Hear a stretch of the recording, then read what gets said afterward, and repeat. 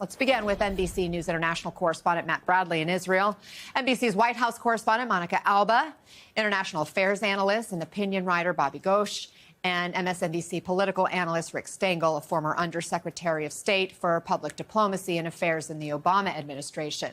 Matt, Iran says that U.S. talks will only happen if Israel stops firing at them. Again, we're continuing to see exchange of fire. How is this two-week window playing there in Israel?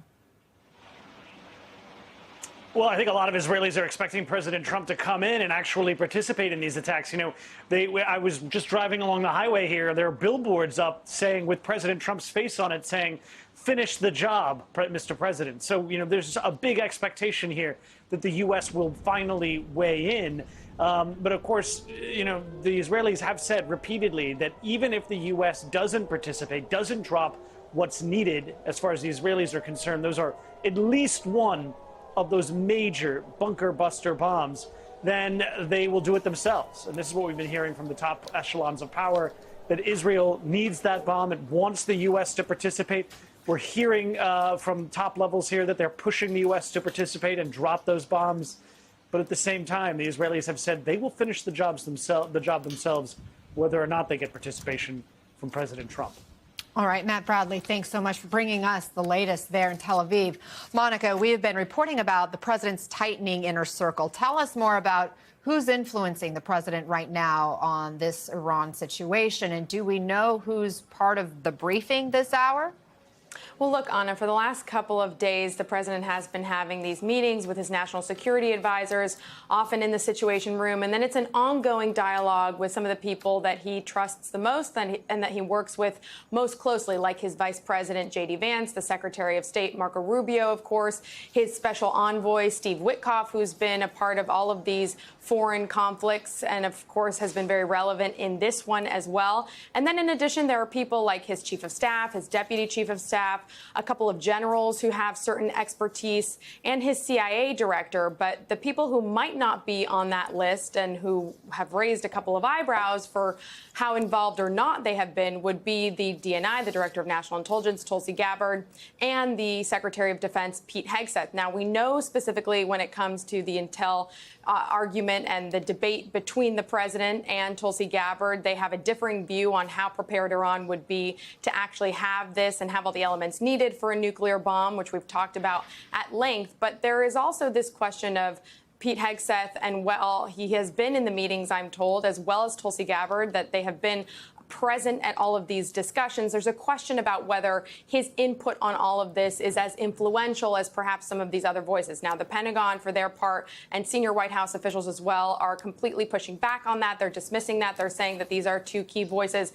But we know that this is a president who also likes to crowdsource some of his information, and it's sometimes just the last person that he met with who he's quizzing about what he should do specifically on Iran, and he takes all of that decision-making material, and then ultimately he's the one who will decide the path forward on his own based on his instincts. Rick, you've been part of conversations like this before. Should the president be concerned about potential blind spots based on who is and who's not part of these discussions?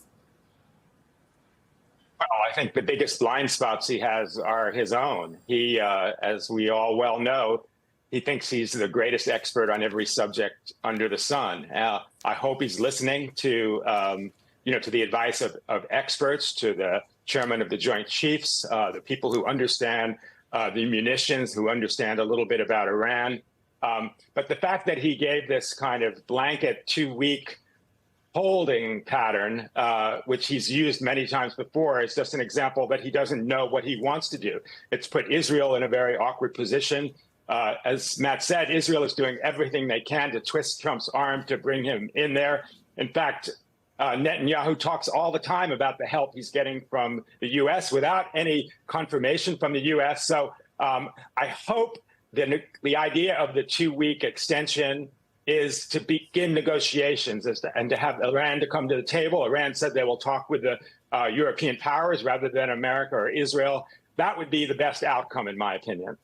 Bobby, of course, the president has been anti-war for many, many years. He has promised peace, and yet you have the U.S. military with this large presence in the Middle East. He's now contemplating potential strikes against Iran. And you say military targets might not be the obvious focus of Iranian retaliation. What else are you concerned about?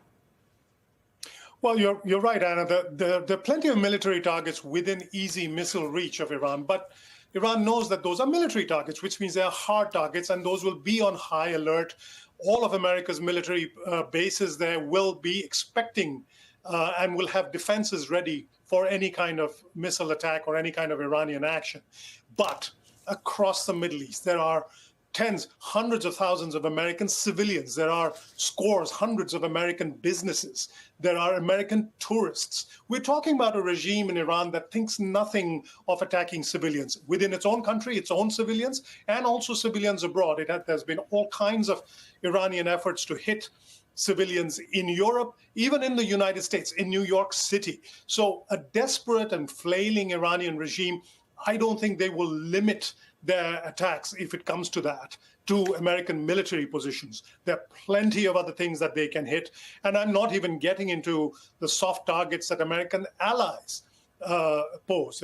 You have the entire Gulf area, all kinds of oil installations, all kinds of important for the global economy, oil shipping, refineries that belong to American allies, the Saudis, the Emiratis. So it is a very, very target-rich environment. So any calculation about how Iran might respond if America gets involved in the war directly should not be limited only to the military targets. There are plenty of other things that the Iranians can do to hurt the United States and hurt the global economy. I mean, just more considerations for this president to be thinking about. Diplomacy is happening today without the U.S. It's the UK and EU officials meeting with the Iranian delegation in Geneva. Rick, are you surprised the U.S. isn't involved in these talks after the president gave this 2-week window for diplomacy to work its way through this issue? No, Anna, I am not. And I think the fact that the president called for an unconditional surrender, a term that hasn't been used since World War II, that's not exactly a great negotiating ploy.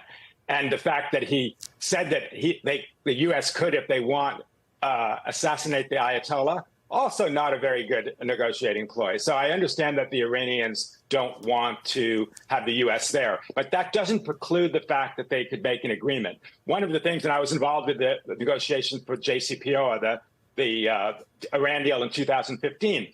Remember, the U.S. and the Western allies, including Russia, all approved that deal. Israel never did. So the bar for an Israeli approval of a deal with Iran is higher, but the stakes are so high. Bobby outlined beautifully all the different ramifications that could happen. I hope Iran does come to the table. I hope they do pledge something that the Israelis could agree to. Again, that would be the best possible outcome. Bobby, the geopolitics are super complicated here. You add in the personalities involved in all of this, and you get headlines like this opinion piece in The Guardian. Trump, Netanyahu, and Khamenei, 3 angry old men who could get us all killed. How do you get those 3 people all on the same page in such a short time? The short answer is that you don't. I'm not optimistic about the 3 of them agreeing on anything. Khamenei has his back to the wall. He faces an existential crisis for himself and the regime that he has represented for decades. That is not a posture from which he can make deals, I don't think. Bibi Netanyahu at the other end of the spectrum feels that he has momentum on his side. He has Khamenei exactly where he wants him. He's been preparing for this day, this attack on Iran for 3 decades. In the middle of this, you have the joker in the pack, which is President Trump, who may have said that he'll give this thing 2 weeks, but that could change. That could change even as we're having this conversation. He's mercurial. He changes his mind all the time. It depends on who the last person that he's spoken with is, and he's speaking with people who are offering reinforcement of his paranoias and his attitudes towards global politics. So we are really at the mercy of these 3 men who have brought us to this place. All 3 of them have played major roles in bringing us to this very, very precarious place. And unfortunately, there is no way of predicting how each of them is going to behave in the next 2 days, 2 weeks, 2 hours. So I, for one, am not holding my breath that these negotiations will get us anywhere. I doubt very many Iranians are holding their breath either. Meantime, Monica, there's this effort on the Hill to try to require the president to ask Congress before any attack on Iran. So really looking at this situation in particular, is the White House involving lawmakers in making a decision on how the U.S. proceeds? Well, the president does, in his outreach to a lot of different voices, often speak with some of his allies on Capitol Hill, some lawmakers that he's quite close to, and it sounds like that is something that has been occurring. But this is really a situation where the White House is closely watching and remembering, as is the Hill, what happened with Iraq a couple of decades ago and how that proceeded in terms of congressional approval. And so it is an open question, and we know that certainly if there is this hypothetical where U.S. military could be injured or worse, killed in the worst of circumstances, then it would be maybe different in terms of the president's approach and response. And so we've seen people like Senator John Thune talk about the fact that the president could be, and he argued is, within his authority to decide whatever he may want to go forth and ultimately choose to do with respect to Iran. But there is this bipartisan effort, as you mentioned. The question is, can they get this up for a vote as soon as next week? And then even if it passes, whether that would be something that this president would do. We know he has often bypassed Congress